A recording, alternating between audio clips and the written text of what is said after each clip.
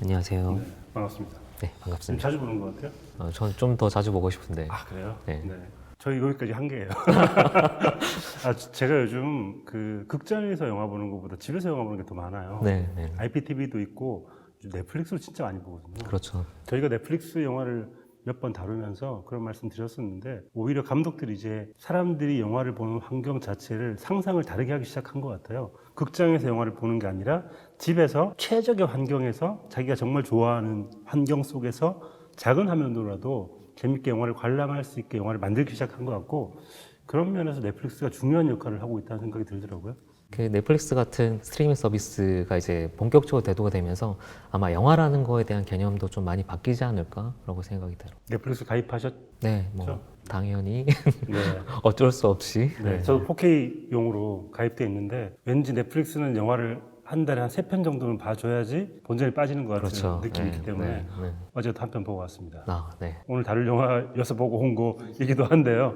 오늘 다룰 영화가 넷플릭스에서 개봉을 한 페르소나인데, 이 페르소나는 정말 많이 들었던 그 용어인 것 같아요. 이게 사전적으로 무슨 가면이라는 뜻이라고 하던데, 영화에서는 이제 감독 자신이 감독의 분신이자 특정한 상징을 분신. 칭할 때 보통 페르소나라고 하는데, 흔히 얘기하는 한 편의 영화에서의 캐릭터와는 조금 다른 거죠. 캐릭터 같은 경우는 한 편의 영화에서 구현한 독자적인 캐릭터라고 하면, 이 페르소나라는 용어를 쓸 때는 감독 자신의 의도 구현을 위해서 특정 배우를 반복해서 쓸 때 이제 보통 페르소나라는 말을 쓰고, 대표적인 게 어떤 게 있나요? 어떤 사람이? 뭐 예를 들면 봉준호 감독의 영화에 송강호 배우가 워낙 많이 나오니까 네. 그냥 단순하게 연결시키면 그렇게 얘기할 수도 있겠죠. 송강호 씨는 굉장히 여러 감독의 페르소나이기 때문에, 그렇죠. 이게 페르소나가 가면이라고 친다면 가면이 정말 많은 거죠. 오늘은 봉준호의 페르소나, 내일은 뭐 누구의 페르소나, 이렇게 할 수 있겠네요. 이게 사실 배우 입장에서는 그렇게 달가운 용어는 아니에요. 어쨌든 감독의 해석과 투영 완벽한 도구가 된다는 의미이기도 하기 때문에 저는 그런 의미에서 치면 봉준호 감독의 페르소나는 송강호보다는 오히려 변희동 배우나 아, 그렇죠. 그러네요. 네네.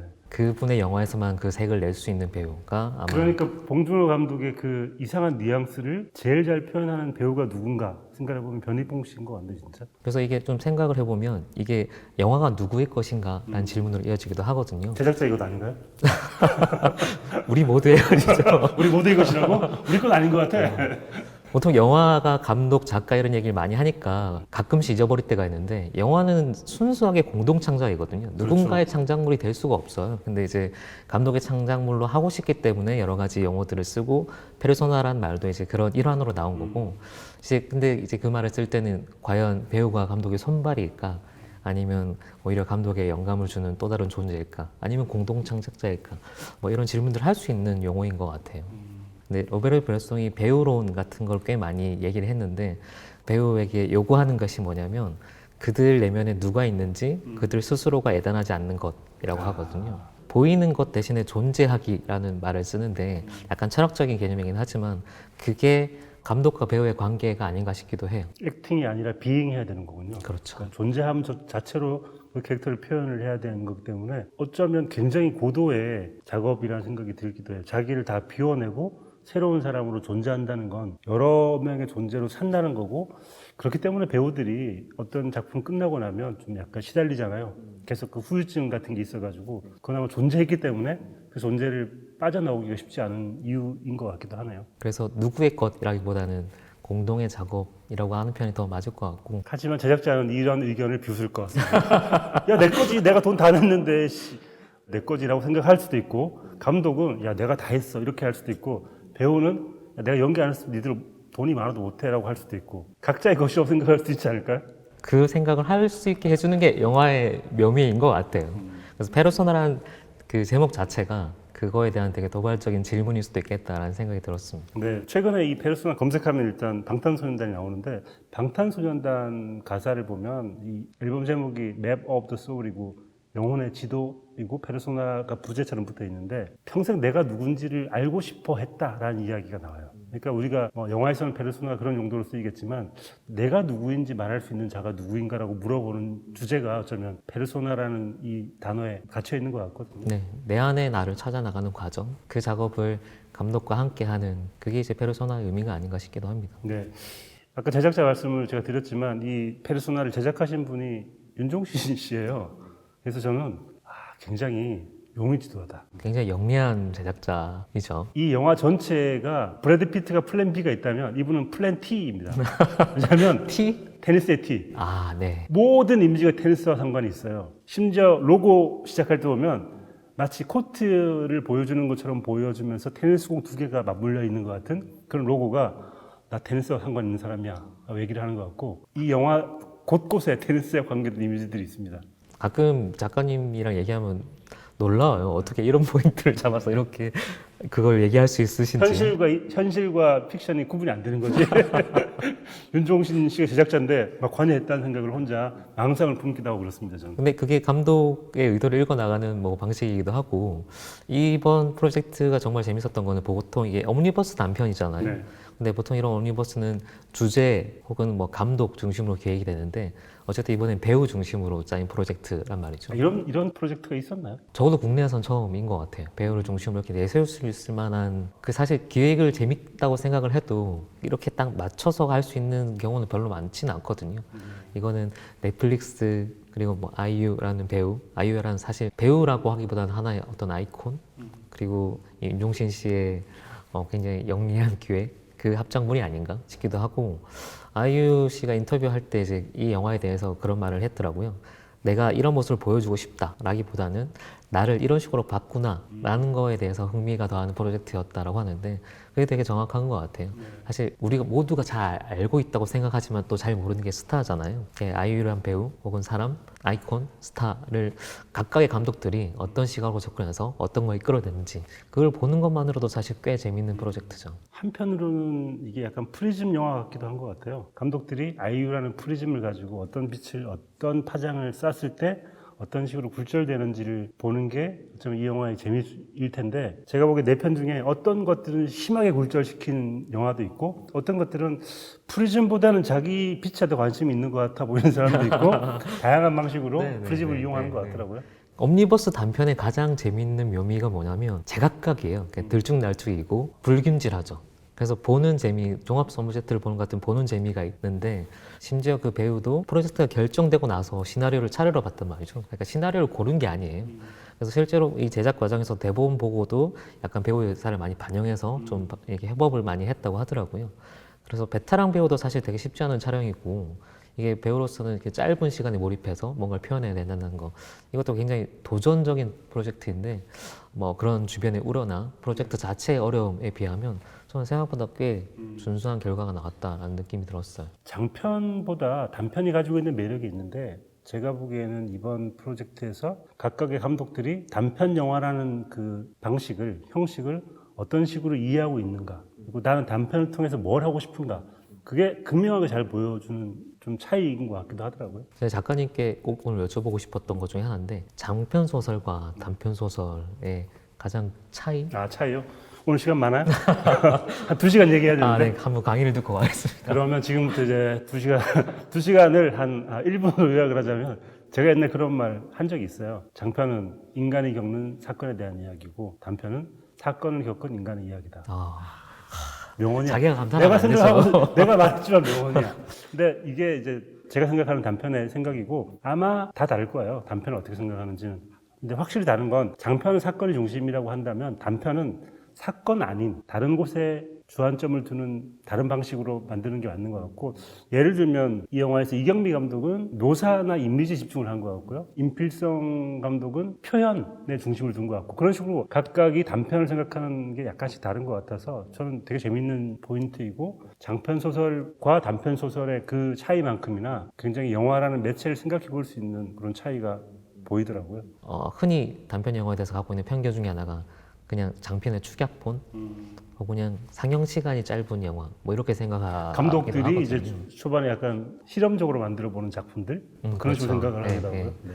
근데 사실은 전혀 다른 장르이고 접근법도 다르고 어떤 걸 끌어낼 수 있는가도 다르고 그리고 단편 영화를 잘 만드시는 분들도 있어요. 그리고 단편 영화 잘 만든 재능과 장편 영화 잘 만든 재능은 좀 사실 별개일 수도 있거든요. 전반적으로 이제 짧은 아이디어에 임팩트 있는 어떤 반전 같은 게 좀 용이하고 그런 걸로 예를 들면 저는 제가 꽤 재밌게 봤던 단편 중에 하나가 윤혜린 감독님이 만든 2010년에 호로 자식을 위하여라는 작품이 있었어요. 네. 제목부터 이제 일단 단편들 제목이 세더라고. 네. 호로비츠를 위하여라는 영화도 있잖아요. 그렇죠. 그거에 대한 약간 오마주인 거죠. 오마주와 패러디에 가까운 작품인데 이건 제목처럼 약간 장르를 완전 비트는 식의 작품이었고 혹은 장편화된 작품이기도 한데 파트리크 장이라는 감독의 픽셀이라는 영화도 있거든요. 아, 그 영화 좋아하죠, 제가. 네, 코미디 영화로 이제 그 게임의 아이콘들이 지구를 침공하는 것들과 맞서 싸우는 이야기인데 장편 영화는 개판이었잖아요.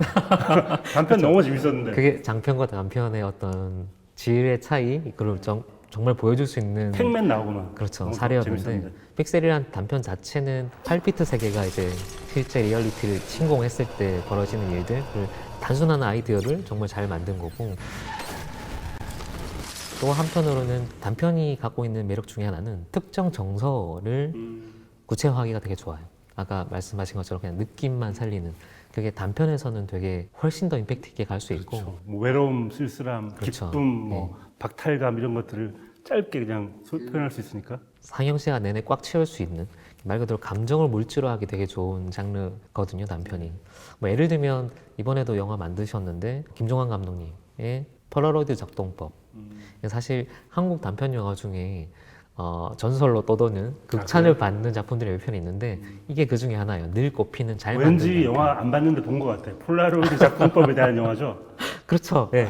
여학생이 이제 선배에게 폴라로이드 카메라를 빌린다 이런 짧은 내용인데 그것도 재밌겠다. 8월의 크리스마스에서 아버지한테 비디오 작동법 알려주는 방법이 그렇죠. 장면 있잖아요. 예, 예. 그런 거 비슷한 건가요? 그 시퀀스만 딱 되면 단편 영화가 그렇죠. 될 그것만 거예요. 딱 돼서 곧 죽어야 하는 시한부 인생을 살고 있는 아들이 남는 아버지에게 비디오 작동법을 알려준다라는 이 이야기만으로 충분히 네, 가능하잖아요. 네, 네. 이것도 약간 비슷한 컨셉의 영화인데 결론을 얘기하라고 하면 약간 서툰 첫사랑 그런 느낌들을 잘 살려낸 영화고 그 느낌으로만 가득 차 있는 영화예요. 약간 봄날의 간질간질한 같은 영화이고 이 영화가 정말 정유미라는 배우의 매력을 10분 활용하는 네네. 이런 톤의 영화들은 말 그대로 배우에 기대서 가야 되는 영화거든요.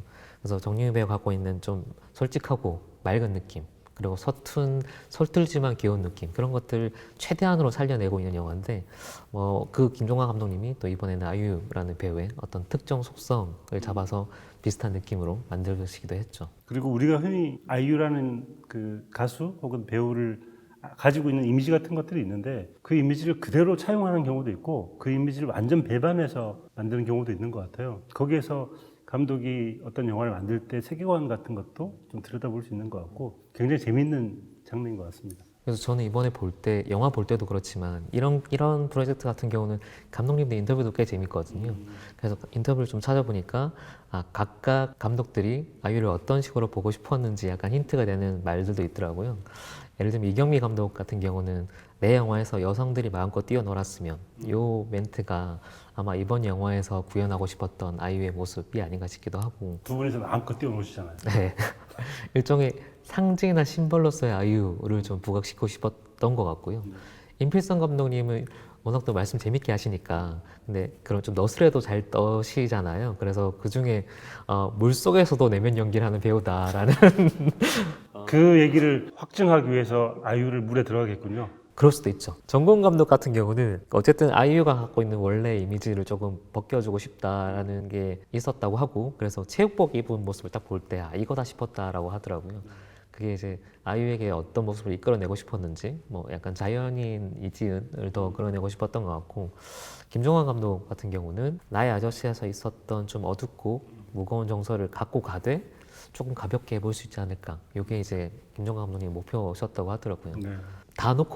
그렇게 해서 다 놓고 보니까 여성 감독 두 분은 약간 아이유의 자연스러운 모습 혹은 약간 어린 모습들을 좀 더 주목하신 것 같고 남성 감독님들은 좀 성숙한 여인으로서의 모습들을 좀 더 그리고 싶었던 거 아닌가 이렇게 구분되는 것도 좀 재밌었고요. 이번 프로젝트에서 사실 여성 감독 2명, 남성 감독 2명이 굉장히 좋은 대꾸를 이루는 것 같아요. 배치도 굉장히 중요하잖아요. 네. 각각 따로 내 편을 보겠지만 이 배치를 어떤 식으로 보는지에 따라서 또 세계관이 다른 것 같아요. 저는 일단 그 넷플릭스에 올라와 있는 순서대로 봤거든요. 러브셋을 제일 먼저 보고 밤을 걷다를 제일 마지막에 봤는데 이걸 뒤집으면 완전히 또 약간 이야기가 달라지는 것 같기도 하고 조립을 할 수 있는 또 네네. 재밌는 놀이 같기도 합니다. 어떻게 보냐도 굉장히 중요하고 방금 말씀하신 것처럼 러브세트는 약간 가볍고 경쾌하게 시작해서 그리고 썩지 않게 아주 오래는 장르적인 상상력을 보여주고 키스가 죄는 되게 귀여운 소동극 같은 느낌으로 했다가 이제 밤을 걷다해서 차분하게 응시하면서 마무리하는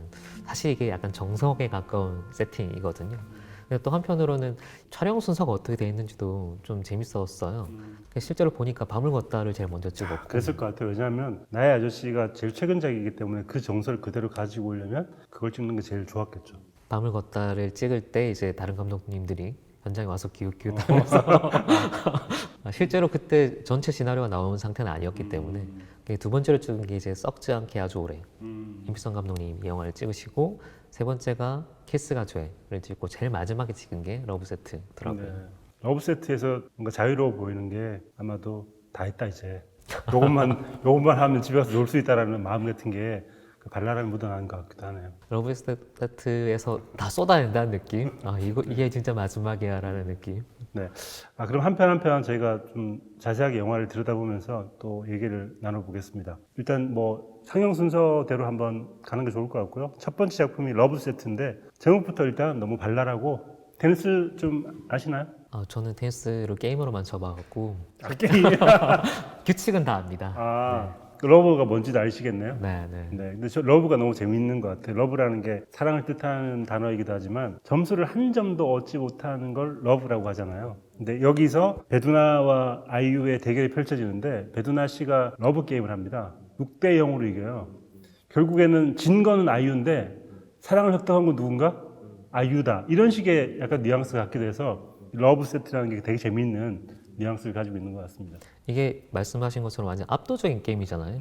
그러니까 누가 이길까가 중요한 게임이 아니니까 그런 게임의 긴장감 없는 구성이란 말이죠. 그러면 당연히 누가 이길까보다는 어떻게 전개되나 저 인물들이 원하는 게 뭔가 다른 걸 보게 되는데 이 영화는 해석할 수 있는 여지를 꽤 많이 열어놓은 좀 중의적인 복합적인 영화인 것 같고 그 신호업 자체는 되게 단순하잖아요. 18살 아이유와 영어 선생님 두나 각자 자기 이름 투나 아니죠? 투나 아니고 두나죠? 저는 그 농담 딱 본 순간 작가님 생각이 났고 여기서 좋아하겠구나. 나 굉장히 글로벌한 농담을 하는 거예요. 미국에서 네. 베두나 씨가 그런 얘기 할 것 같거든 내가 보기에는. 실제로 그럴 것 한국에서 같아요. 온 배우 네. 베두나예요, 나 투나 이렇게 하지 않았을까? 현장에서 약간 반영된 거 아닌가라는 생각도 들고 네. 영어 선생님인 두나가 아버지랑 아마 사귀고 있는 것 같고 그 아버지가 뺏기 싫은 딸이 헤어지게 만들고 싶은데 내기를 하는 거죠. 나한테 이기면 너네 아빠랑 헤어져 준다.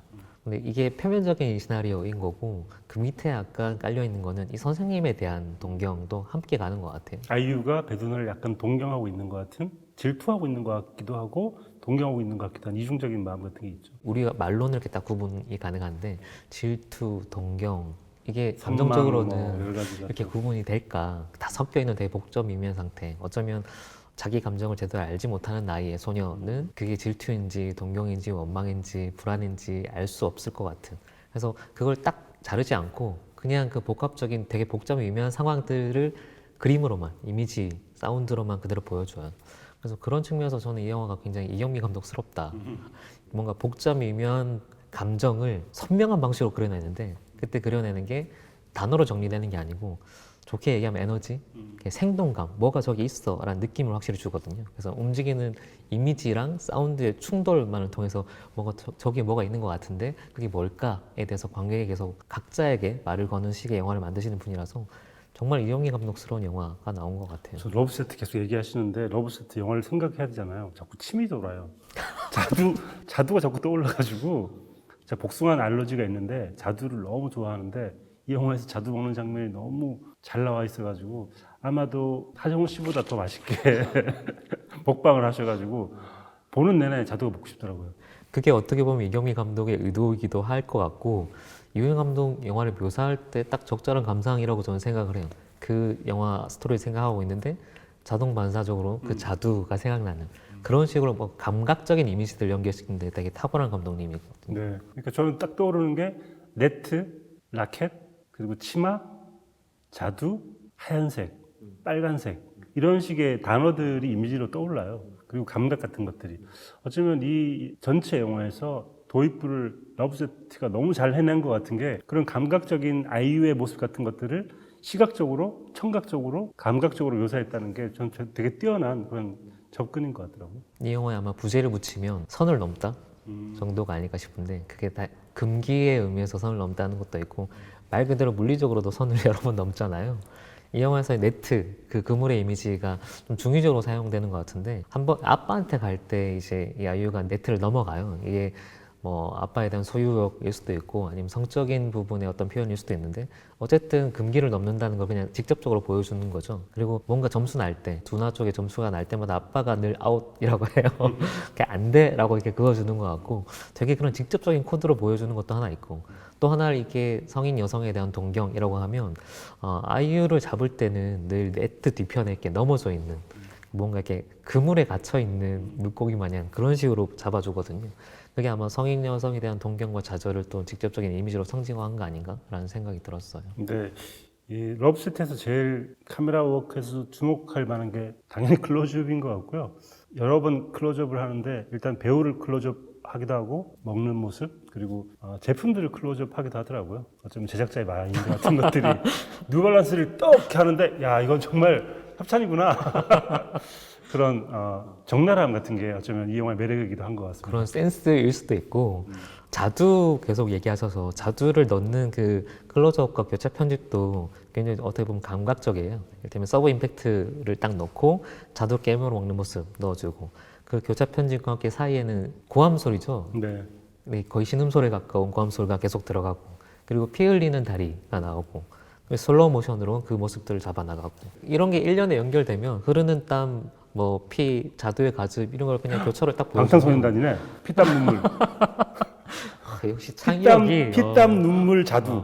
그게 딱 이거다라고 설명해 주지 않고 이렇게 연상할 수 있는 거리들을 주는 거예요. 어떤 분들은 여기서 약간 성행위에 가까운 느낌을 연상할 수도 있을 거고 그건 좀 의도적인 것 같아요. 네. 기본적으로 영화의 가장 큰 컨셉은 저는 패티시라고 봐요. 패티시가 사실은 진짜가 아닌 부분에 집착을 하는 건 거잖아요.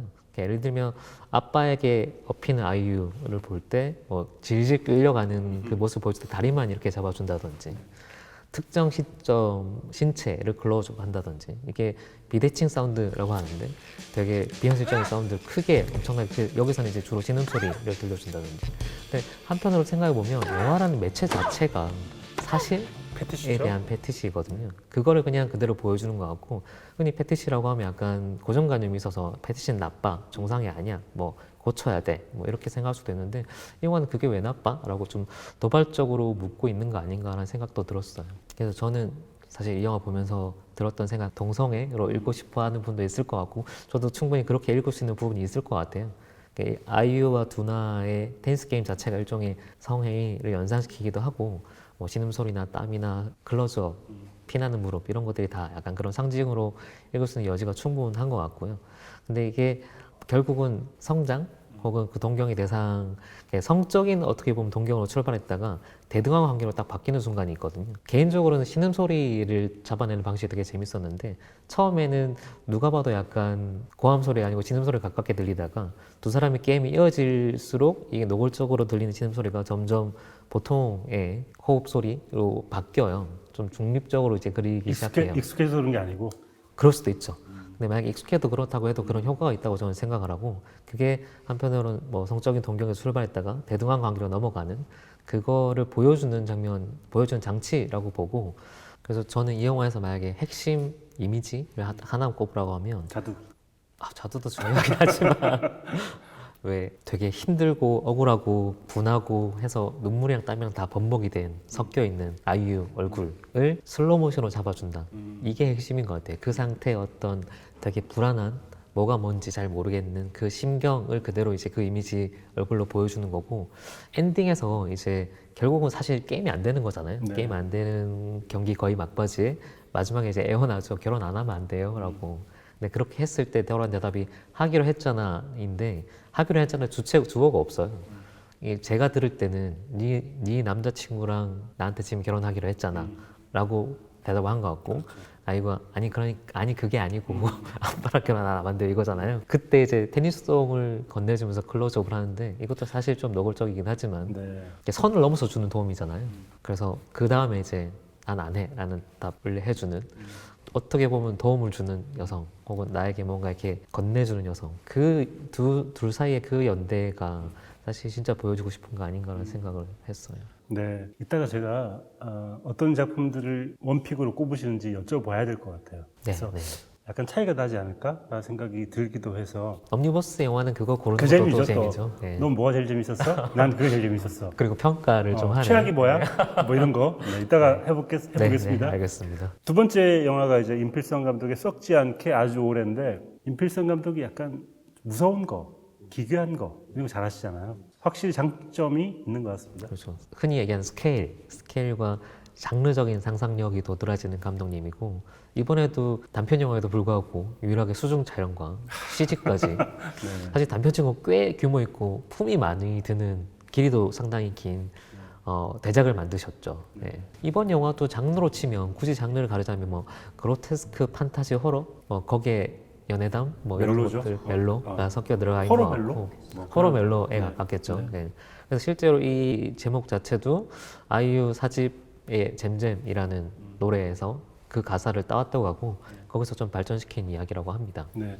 여기 보면 완전히 러브세트의 아이유와는 상반된 이미지의 그 클로즈업을 하는 걸 보고 이런 차이와 변주 같은 게 어쩌면 이 프로젝트의 되게 중요한 포인트겠다라는 생각이 들더라고요. 이게 되게 비밀이 많은 여자와 허세와 불안으로 가득한 남자 이 두 사람의 얘기인 거잖아요. 약간 버닝하고도 비슷하지 않아요? 이야기 자체가? 아 그렇죠. 네. 네. 기본 세팅은 나는 이 여자 몰라. 내가 완전 모르는 미스테리한 여자라고 밀어놓고 굳이 설명하지 않고 그냥 그걸 밝혀나간 남자의 심리에 좀 초점을 맞추고 있는 영화인데 그렇기 때문에 어떤 의미에서는 아이유를 굳이 내면을 표현한 게 아니고 좀 대상화해도 되지 않나 그런 어느 정도의 자유를 얻고 시작하는 영화인 것 같아요. 네. 이게 상상을 직접 이미지로 보여준다는 측면에서는 탁월한데 뭐 이야기 자체의 구성에서는 사실 좀 아쉬움이 많은 영화였던 것 같아요. 상상을 직접 이미지로 보여주는 게 영화의 가장 큰 힘처럼 느껴지기도 하지만 한편으로는 안 보여줄 때 훨씬 더 잘 보이는 것들이 있거든요. 근데 이 영화는 좀 너무 많이 잘 그 이미지들을 보여줘서 약간 좀 단편인데도 불구하고 중반부터 좀 맥이 빠지긴 했어요. 네. 그래서 저는 그 아이유의 대사 중에 그런 대사가 있어요. 오빠는 멋있지가 않아. 좀 멋있으면 안 돼? 라고 하는데 임필성 감독이 영화의 이야기가 좋은 것도 좋지만 좀 멋있으면 안 돼? 이런 이야기를 하는 게 아닌가? 자꾸 나는 왜 감독이 얘기 좀 들리지? 네. 그런 식의 상상을 하게 되게 됐습니다. 저도 약간 비슷한 상상 보면서 했는데 저는 좀 다른 대사 난 너 사랑해 남자가 이제 내 마음 안 느껴져? 라고 했을 때 이제 이 여자가 하는 대답이 지금은 그냥 아무것도 안 느껴져. 그게 이 영화에 대한 얘기 아닌가? 그 비난이잖아. 일정 부분 너무 약점이 선명한 영화인 것 같아요. 왜냐하면 비주얼화 한다고 하지만 말로 감정을 설명하는 처리하는 종류의 영화가 아닌가? 그래서 되게 재미있는 장면들이 있음에도 불구하고 전체적으로 좀 전반적으로 텐션이 떨어지는 영화였기도 하고 한편으로는 이 영화야말로 아이유에 대한 좀 대상화를 하고 있는 거 아닌가라는 생각도 들었고요. 네. 보통 우리가 사랑을 보여줄 수 있어?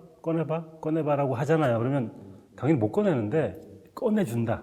꺼낼 수 있다라는 설정에서부터 출발하지 않았을까. 심장을 꺼내서 보여주는 남자 이야기를 하면 좋지 않을까라고 생각을 했던 것 같아요. 근데 그런 또 재밌는 의문이 남기도 합니다. 사랑이 심장에 있나? 사랑은 뇌에 있는 거 아닐까? 혹은 피 속에 있는 거 아닐까? 그러면 이 남자는 심장 꺼냈는데 아이유가 심장이 없는데? 그러면 이제 뇌를 잘라가지고 뇌를 꺼내서 뇌도 없는데 그러면 피를 다 뽑아가지고 피에도 없네? 라고 하는 그것까지 가야 되는 게 아닌가? 네. 네. 그거까지 이걸 좀 더 간다고 하면 그런 식의 확장 같은 것들이 약간 좀 부족하지 않았나라는 생각이 개인적으로는 좀 들어서 뒷부분은 좀 아쉬웠던 것 같아요, 저는. 그로테스크로 더 확실히 갈 수 있는 여지도 확실히 있죠. 작가님이 상상하신 것처럼 그런 방향으로 훨씬 더 갔으면 장르색을 훨씬 더 강화했으면 훨씬 더 재밌었을 것 같다는 아쉬움도 있고 왜 못했을까를 생각하면 또 제작비 문제가 아닐까. 그러면 수중씬 하나 줄이면 할 수 있지 않을까? 아이유도 물 안 들어가고 얼마나 좋았을까라는 생각을 해보게 기본적으로는 이 영화가 기술적인 면모는 꽤 재밌는 면모가 꽤 많고 일단 거의 모든 카메라가 클로즈업에 이 심도 낮춘 포커스인을 하고 있거든요. 주변은 다 날려요. 이렇게 했을 때는 인물에 완전히 집중하게 되고 둘만의 세계만 딱 갇힌 그것들을 보여주고, 그리고 공간 자체에 완전 비현실성을 주면서 인물과 장소의 연결고리를 떼놓거든요. 그렇게 하면서 판타지성이 강화되는 거고, 나쁘게 보면 이제 약간 그런 부분에 공감대, 리얼리티가 떨어지는데, 그 균형을 좀 잘 잡을 필요가 있는데, 이 영화에서는 감독님이 좀 잘하시고 좋아하시는 부분을 계속 반복해서 하다 보니까 상대적으로 좀 그런 드라마 자체의 아쉬움이 좀 도드라진 거 아닌가라는 생각이 들어요. 러브 세트가 자두였다면 여기서는 싱글 몰트를 마시는데 너무 마시고 싶어가지고 그리고 그렇게 조용한 싱글 몰트 위스키 바가 있으면 좋겠다. 가서 마시고 싶다. 계속 먹는 거 얘기를 하게 되네. 네, 그랬습니다. 세 번째 작품은 키스가 죄인데 제가 작년에 소공녀라는 작품을 너무 재밌게 봐가지고 저는 광화문 시네마 작품 다 좋아하거든요. 그래서 전공 감독 굉장히 기대를 하고 있는 감독이고 이번 작품도 전 재밌게 봤습니다. 네, 네. 전공 감독님의 약간 특징을 조금 정리해 보면 일단은 현실 인식 자체는 굉장히 솔직하게 문제 인식도 되게 예리하게 사회를 진단하고 있고, 근데 그걸 이제 연출하는 표현 방식은 굉장히 알기 쉽게 누구나 그냥 재밌게 즐길 수 있을 정도로, 그리고 기본적으로는 이야기 재미있게의 방점이 좀 찍혀 있어요. 장르에 대한 거부감도 없고. 저도 작년에 한국 영화 신인 감독들 중에는 단연 눈에 띄는 감독인 것 같아요.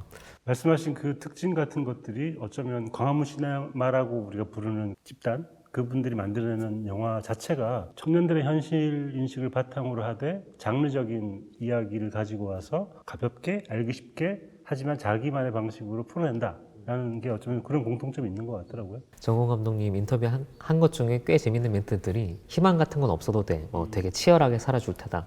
그냥 F워드를 쓰면 이거 B해 주시면 아마 이게 이 캐릭터인데 이걸 대놓고 하면 사람들이 반감을 품으니까 어떻게 하면 이걸 돌려서 얘기할까.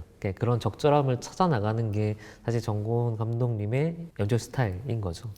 키스가 죄는 제일 특이하잖아요. 이름이 한나. 네. 인터뷰에서 왜 한나라고 했냐고 하니까 정고은 감독의 얘기는 화나를 나 지금 화나. 그걸 이제 줄여서 한나라고 말했다라고 하더라고요. 정말 정고은 감독님스러운 정말 네이밍 센스이기도 하고 이 작품의 성격을 잘 보여주는 것 같아요. 하나에서 왔다고 하니까 그러면 회복은 왜 회복일까? 너무 궁금하고 한번 담배 피는 걸 해본다라는 의미에서 한번 해보기라도 해야지라는 거에서 회복일까? 혼자 또 다양한 생각을 해보게 되는 정고은 감독의 매력이네요, 진짜. 저는 그걸 직접 듣지 못했는데 회복이라고 생각했거든요. 회복. 자기의 원래 상태를 회복한다는 걸로 생각했어. 근데 그것도 다양한 해석으로 열어두셨겠죠. 요거 내기 한번 해보면 재밌겠네요. 이거는 감독님께 직접 물어보고. 감독님 아세요? 예, 뭐 한번 여쭤봐주세요. 거죠. 예. 네, 알겠습니다. 물어보고 나중에 알려드리는 걸로. 네. 전 정고은 감독에게 중요한 건 공간이기도 한 것 같아요. 소공녀가 이제 집을 나와야 되는 집이 없어진 한 사람이 떠도는 이야기잖아요. 각각의 방들을. 저는 키스가 죄에서도 이 공간 자체 설정을 너무 잘한 것 같고 약간 비밀스러운 공간이고 처음에 한나가 그 집 안으로 들어가기 위해서 뭔가 애를 쓰잖아요. 정고은 감독은 어떤 비밀스러운 공간이 있고 그 안으로 들어가야 한다. 그 안에 뭐가 있다. 이런 설정 같은 걸 되게 좋아하는 것 같아요. 공간을 만든다는 것 자체가 어떻게 보면 SF나 판타지나 이렇게 장르의 힘을 빌린다는 거고, 그렇기 때문에 공간의 성격을 확실히 부여해 주는 거죠. 그래서 좀 재밌게 느껴지기도 하고요. 저는 이 영화 자체가 하나의 되게 거대한 소동극처럼 보여서 이게 약간 중간중간에 좀 과해 보이기도 하고 장난처럼 보이기도 하잖아요. 저 확실히 이런 거 좋아하는 것 같아요. 과잉을 좋아하는 것 같아요. 저는 하나도 과하게 안 느껴졌어. 더 과하게 하지라는 생각을 할 정도였습니다. 이 특징이 그건 것 같아요. 어디까지나 이야기. 이거는 만들어진 이야기인데 그 이야기가 약간 거울 세계처럼 현실을 완전히 반영하고 있는 이야기이기 때문에 또 그냥 현실을 외면하고 날아가 버린 이야기는 아니라는 거. 네. 그게 가장 큰 힘인 것 같아요. 그렇게 해서 중요한 현실 인식이 있는데 아주 중요한 가정 폭력을 다루고 있어요. 그럴 때 아버지에게 복수하자. 이 설정 자체가 굉장히 현실의 중요한 문제들, 심각한 사안들을 재밌게 풀어보고자 하는 그런 방식인 것 같고, 그러면서 약간 저는 떠올렸던 게 장피에르 준의 델리카테슨 사람들에서 여러 가지 방법으로 자살 시도를 하는 사람처럼 아버지를 죽이기 위해서 다양한 방식으로 이제 시도를 하는 그 컷들이 되게 재미있게 표현이 돼서 그런 식으로 자기의 장점을 잘 풀어낸 작품인 것 같아요. 주제가 심각할수록 이런 식의 방식이 훨씬 더 유효한 것 같고, 말씀하신 것처럼 이게 어른, 남성, 그러니까 권위와 폭력에 저항하는 얘기잖아요.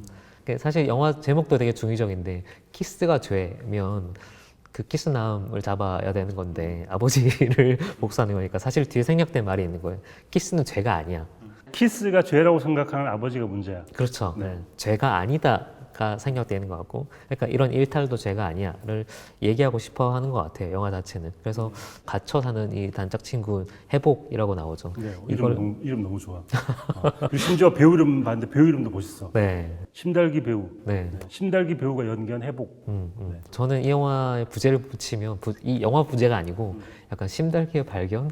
정말 전 너무 좋더라고요. 이게 좋은 캐릭터는 약간 박자 감각이 약간 다른. 네네. 이렇게 이 캐릭터도 살짝 느리잖아요. 예전에 송새벽 씨 처음 발견했을 때처럼. 네, 네. 그 처음 저는 이 배우 연기 중에 저게 뭐야 싶었던 게 이제 골탕을 먹이기 위해서 아버지한테 장치 함정들을 꾸며놓고 아버지 오시는 거 알고 이렇게 회복 역에 신달기 배우가 이렇게 눈을 살짝 뜨잖아요. 근데 그 눈 뜰 때 보면 약간 이렇게 희번떡거리면서 흰자가 먼저 보이고 검은 자가 따라오거든요. 근데 그런 속도감, 약간 이상한 리듬감 같은 게 이 캐릭터의 어떤 부피를 확 늘려주는 것 같아요. 그리고 또 제일 좋았던 건 유머 감각이었던 것 같아요.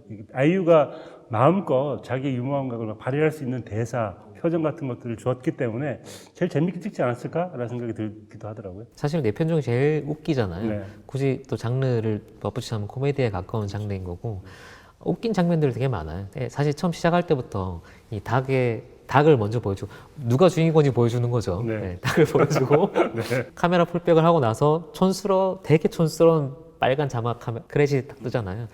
이거부터 약간 살짝 장난기 느껴지는. 그 포인트가 아버지가 쓰고 있는 모자의 산불 조심하고 그렇죠. 똑같은 네, 거의 네, 포인트거든요. 네. 근본적으로 이 영화는 약간 복고에 가까운 되게 촌스러운 재미가 있는 것 같고 친구 집 앞에서 이제 잠복 기다릴 때도 괜히 혼자 족발을 뜯잖아요. 이게 왜 족발해야 돼? 족발이 어떤 상징이 있어? 이게 아니고 그냥 재밌잖아요. 그 소녀가 와서 도시락을 김밥을 먹는 게 아니고 족발을 먹는다. 이것도 그냥 재밌으라고 넣은 것 같아요. 그런 식의 유머들이 꽤 많이 깔려 있는 것 같고 아버지가 이제 집에서 보는 책도 내용 증명 고소고 말짱 이런 거 보고 있고 네. 그런 깨알 같은 재미들이 좀 깔려 있는 유머가 되게 많은 영화인 것 같고 또 이 영화의 큰 재미 중에 하나는 이제 대사. 소위 말하는 합의 맛이라고 해야 되나요? 말맛이 되게 살아있는. 워낙에 정권 감독이 대사를 잘 쓰잖아요. 네, 그래서 처음에 이제 아버지를 잡아뜨리기 위해서 참기름 바를 때도 얇게 얇게 저쪽까지 쫙 펴오르는데 저런 대사야말로 생활에서 나오는 되게 그렇죠. 재밌는 코미디다라는 생각이 뭐 들더라고요. 대사 자체도 재밌는데 두 배우의 호흡이 되게 재밌어요. 정말 이런 말로 주고받는 개그 하는 것처럼 원래 날라들이 잘생겼어 하면 그건 그렇지 이런 거 별거 아닌데 뭐 그런 거잖아요. 번호도 안 땄어? 남자 오른다고 하니까 번호를 왜 따? 그러니까 그냥 쩐다라고 하든지 그 호흡 자체가 그냥 이 영화의 전체적인 분위기, 코미디 분위기를 만들어주는 거 같고 그걸 이제 계속 쭉 따라가다 보면 저 캐릭터들의 어떻게 보면 복수극이고 악행인 거잖아요. 그것도 굉장히 뭐랄까요 응원하게 되는 그럼요. 감정적인 이제 동조가 일어나는 건 거죠. 이번 영화는 스텝들도 되게 웃기거든요. 전반적으로 다 웃긴 현장이었던 것 같아요. 어떤 점을 스태프들이 다 안 웃는 아이유 팬클럽인가? 그래요? 왜냐면 조연출을 김종호 감독이라고 홈을 만드는 김종호 감독이 했고 네. 보통 장편 데뷔를 한 감독이 단편 영화에 조연출로 가진 않거든요. 이렇게 일부러 간 거예요. 보고 싶어서. 콘티를 범죄의 여왕에 이호석 감독이 하고 또 누구 있었나요? 어쨌든 데이터 매니저를 족공왕의 우무이 감독. 진짜? 사실 이분들 한가하시구나. 과잉 인력이에요 전형력이. 그러네. 지인들이 약간 설선수범해서 아이유를 보기 위해서 혹은 아이유가 어떤 배우고 어떤 연기를 하는지 미리 확인하기 위해서 간 것 같기도 하고 어쨌든 스태프들의 면면을 보면 현장 분위기도 어느 정도 짐작할 수 있는 굉장히 개그 같은 영화였구나. 네.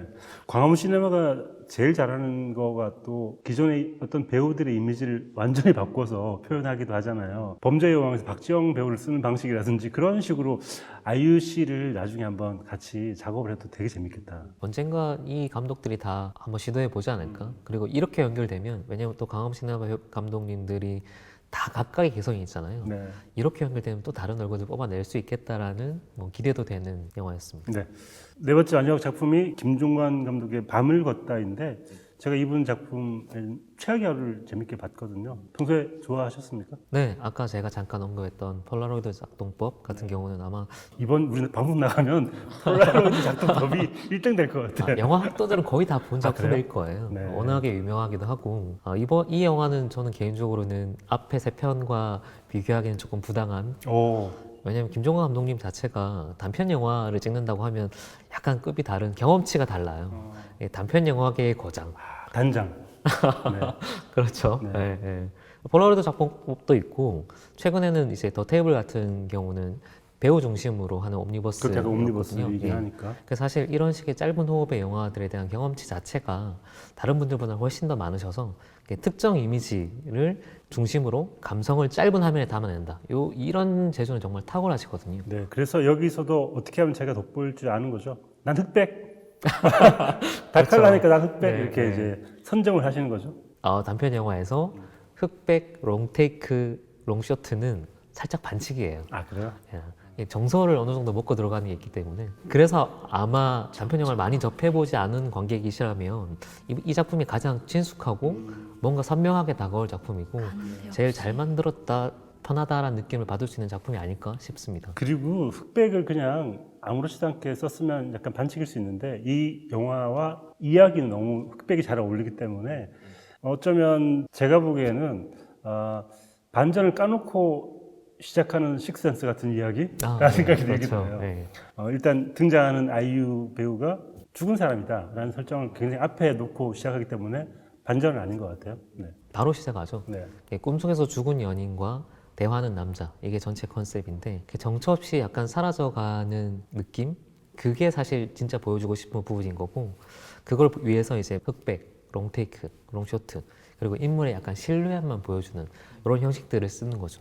이 형식을 딱 쓰는 순간 주목되는 거는 왜 그리고 무엇을 가만히 바라보게 만드는가 요거거든요.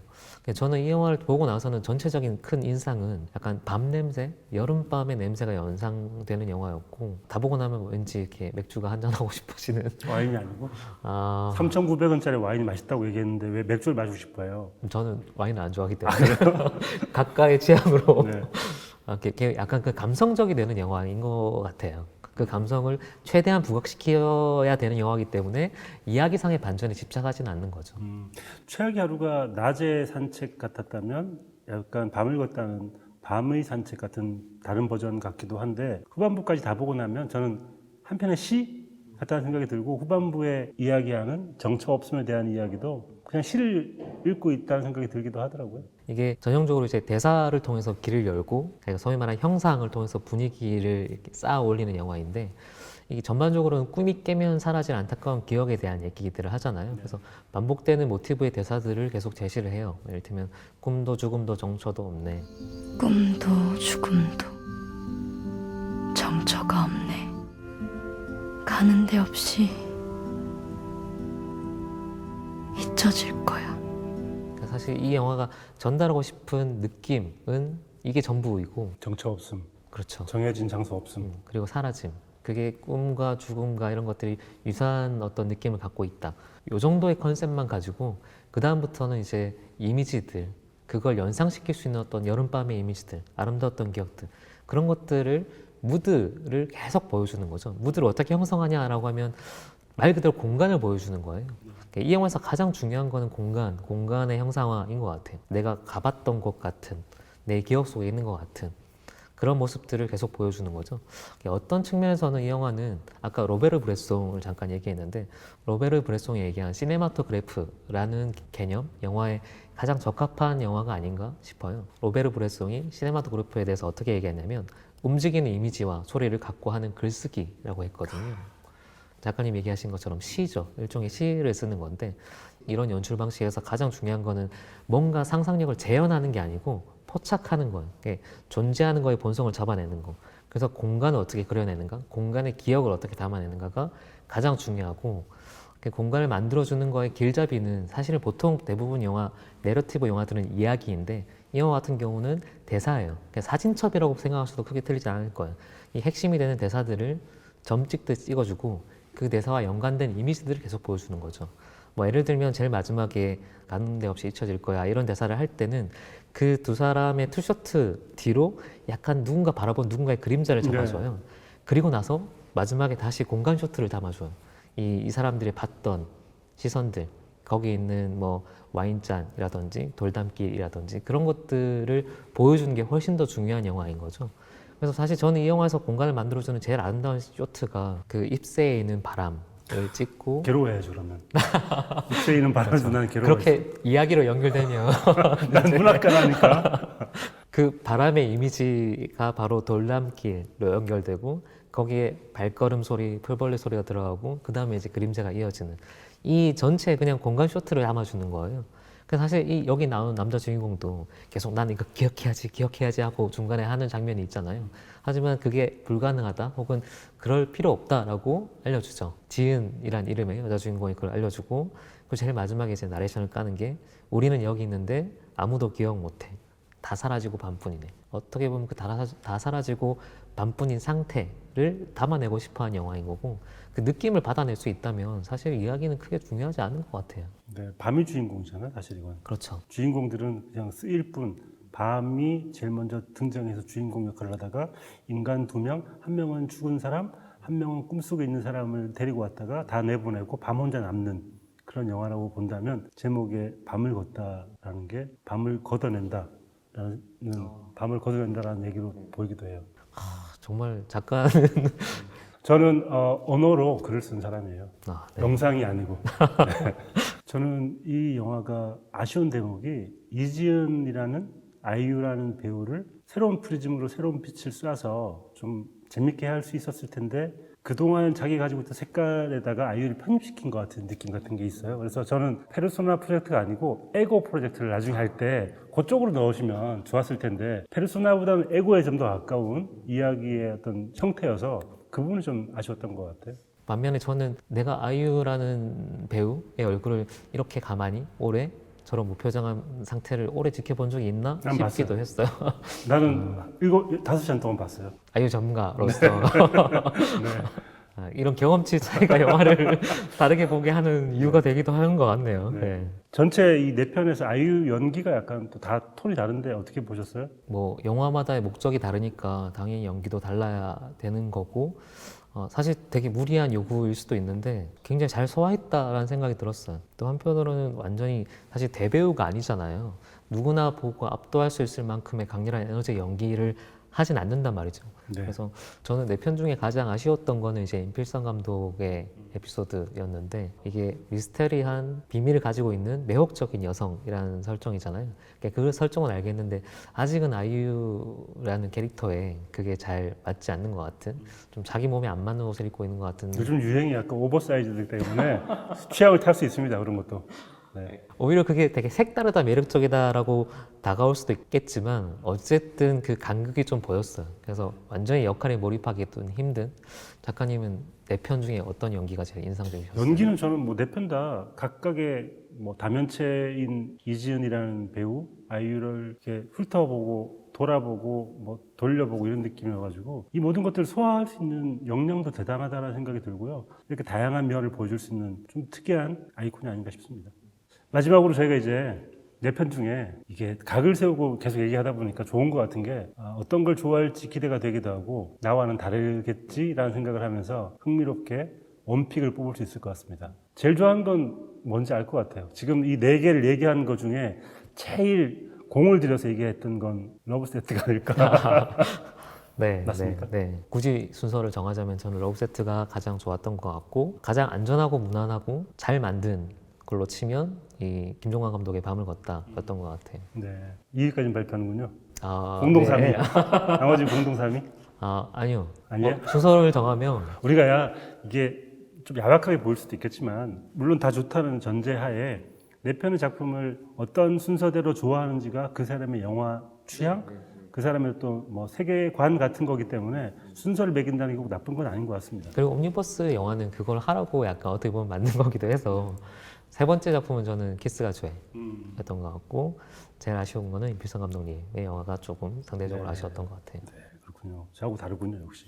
우리가 바이스가 각이 달라지는 다 이유가 있는 것 같아요. 저는 티가 났던 것 같은데 키스가 죄가 제일 좋고요.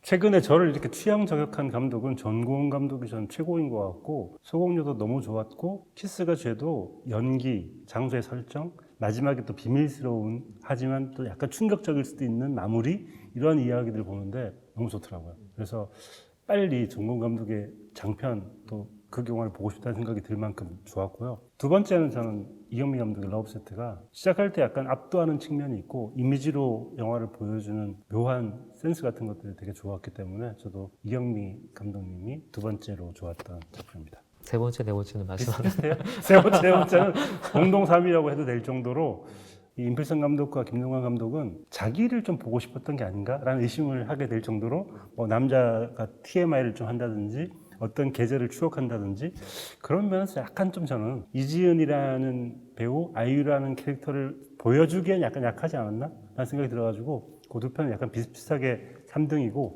앞에 두 작품이 압도적으로 좋았던 것 같습니다. 3등, 4등은 남자 감독님들. 아니 공동 3등이에요. 4등은 없어요. 아, 그래요. 3등. 네. 그 의미가 되게 다르거든. 공동 3위 한다는 건 3사회전을 치르지 않는다는 얘기잖아요. 굉장히 중요하게 경제적인 방법입니다. 공동 3위. 동메달 속에 같이 두 명이 올라가잖아요. 네, 알겠습니다. 말이 되게 길어지네요. 저도 상당 부분 동의하는데 남자 감독님들이 배우를 통해서 뭔가를 보여주고 싶다는 쪽이 훨씬 더 방점이 찍혀 있는 것 같고 여성 감독의 영화 같은 경우는 배우와 함께 뭔가를 해보고 싶다라는 쪽이 훨씬 더 방점이 찍혀 있는 것 같아요. 네. 제가 넷플릭스의 그 페르소나 얘기한다고 그래서 걱정 많이 했거든요. 감독들은 10분 발휘했다고는 하지만 짧을 수밖에 없는 단편들의 이야기를 가지고 어떤 이야기를 할 수 있을까 걱정을 했는데 기우였습니다. 이렇게 길게 둘이서 얘기하는 게 너무 재밌고요. 앞으로도 이렇게 각을 세울 수 있는 이런 거 기획을 좀 많이 해가지고 평론가님을 좀 건드리는 재미 같은 게 있는 것 같아요. 이렇게 건드리면 뭐가 자꾸 나오는 것 같아서 앞으로도 계속 건드릴 수 있는 그런 영화를 좀 장벽을 세울 수 있는 그런 영화를 한번 가져오시면 제가 재밌게 한번 또 얘기해 보겠습니다. 제 생각에 굳이 안 찾아도 웬만한 영화는 다 갈리지 않을까. 네, 다음에 또 한번 네. 갈라보겠습니다. 네. 고생했습니다. 고생하셨습니다.